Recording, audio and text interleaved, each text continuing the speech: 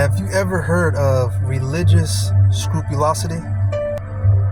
It's basically spiritual OCD, the obsessive worry, concern, fear, and anxiety that you're not doing something to the standard which your religious organization or God or whatever moral compass that you put above your head that you need to follow. But all those symptoms come from the root of scrupulosity. I'm sharing this because I went through that and I didn't even know it until a few days ago that it was a symptom of my OCD.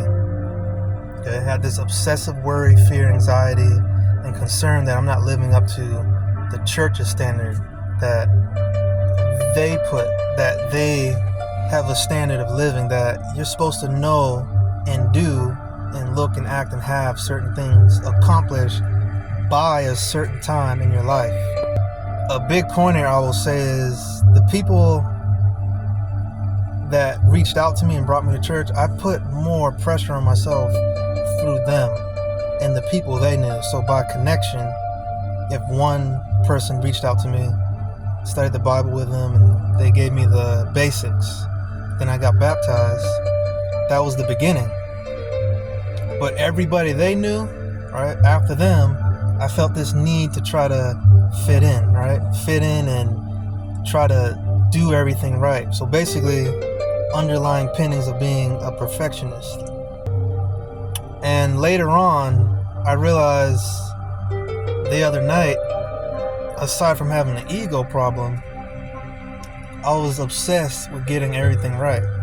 I didn't leave any room for failure. Failure meant you're the worst sinner on the planet. If you keep falling back into the same sin, or you're struggling with this addiction, or you have this bad habit, you aren't really saved. You're a false convert. All these negative, intrusive, obsessive thoughts that came into my mind, I found a little bit of freedom from that chain and that shackle of believing I was less than a Christian. Now, over the years that I did struggle, I remember, when you get baptized, Jesus becomes Lord of your life. Right? Baptism is the work of the confirmation of knowing. The key word is knowing that you're saved through Jesus. The problem with me is I never knew that. It was based off of a feeling.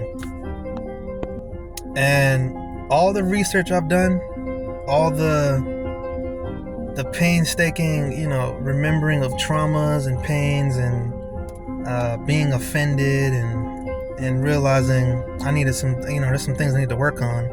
It all came down rooted to the fact that I really didn't have a root or a secure relationship with Jesus.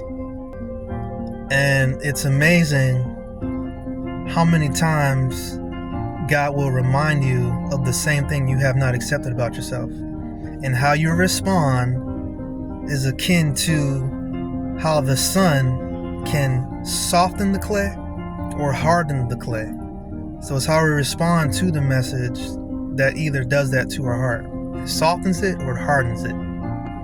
And in the ego, right, basically my comfort zone in what I know compared to what I don't know and what I'm afraid to have challenge my so-called what DJ knows, I went back into my comfort zone, afraid to admit that the image that people saw me as, or the image that I portrayed,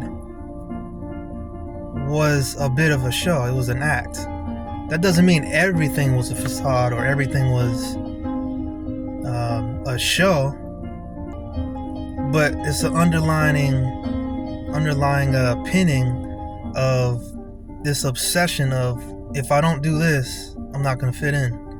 People are going to say I'm not saved. People aren't going to think I'm as cool or whatever they have in their mind that they saw me as.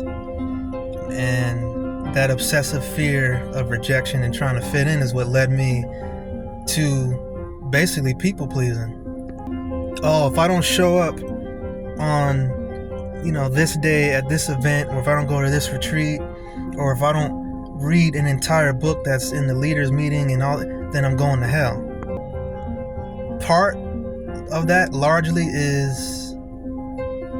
was my own fault. I didn't see it then, but those are my thoughts, and I was thinking the worst thing we can ever think with all those thoughts is that we're alone. We're the only one that's going through it, or we're the only one feeling those things.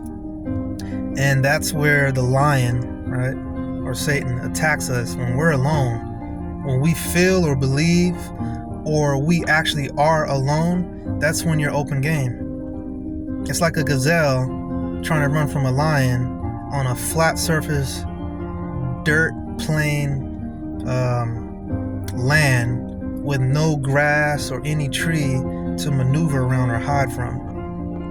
And the reason I'm sharing this is because if anybody is in this gray zone of trying to figure out, should I stay or should I go, or, you know, is it all in my head, or did somebody really say something that offended me and all this other stuff, I share this to get you out of that. You got to make a choice. You either want to be in the light or you want to be in the darkness. You can lean into the truth or keep dancing, right, with the lies, right? That's been swirling in your head. You can call it intrusive thoughts. You can call it paranoia. You can call it all these things. But before pointing the finger in your gray zone, ask yourself, where are you really at? Where are you really at right now with that? And I have a bit of a secret. All those things you're afraid of sharing, all those things you're afraid to get open about, God already knows it. He already knows. So that should be the first person you talk to. Okay? Instead of going through this, scrupulosity of, I need to perform, right? And it's also a performance base. Let me put on a show. Let me confess, right? Compulsively to people, but not really dig into the root of who we are, where we're at. Go to God first. God already knows, right? He already knew what you wanted to do. He already knows what you've been doing. Go to Him. And for some reason, the car is like the best place to do that, at least for me. Either in the car or taking a walk somewhere. And that's where most people get stuck. They get stuck in that shame cycle part, right? This is part of the scrupulosity. Is like, oh, I messed it all up.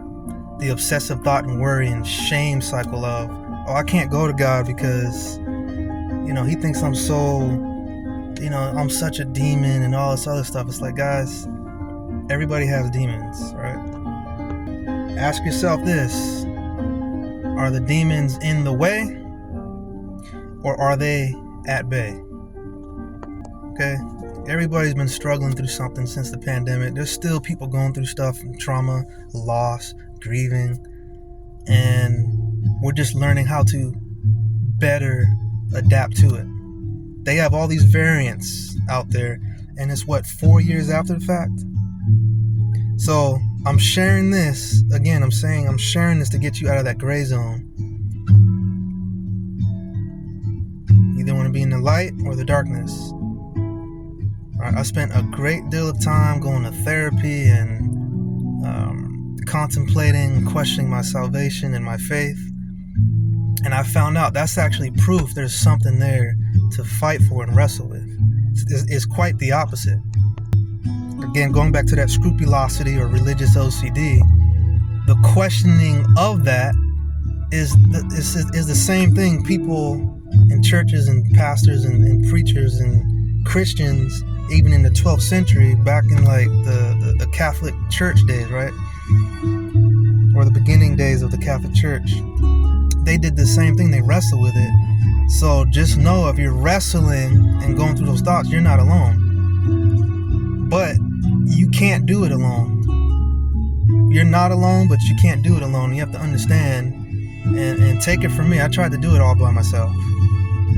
I got the advice from people that I've gotten advice from and talked to, and it helped me a lot to get to where I'm at.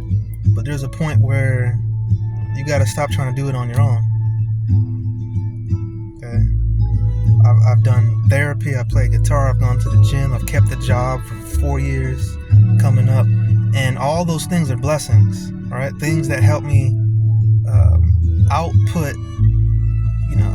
or I should say distract myself from negative emotions and more positively express myself instead of getting caught up in addiction and caught up in my ego, my own ways. But there comes a point in time where you have a story to share. You have a story to share. This is part of a story that I'm sharing, but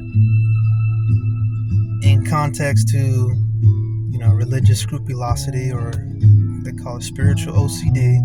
If anybody's never heard of it, now you know what it's about. Now you can do more research about it, but let these words sink in. And I share this with you because life's too short. Be real with yourself. God loves you, and I share this with care and love that you can do it too. You can do it too. So believe that.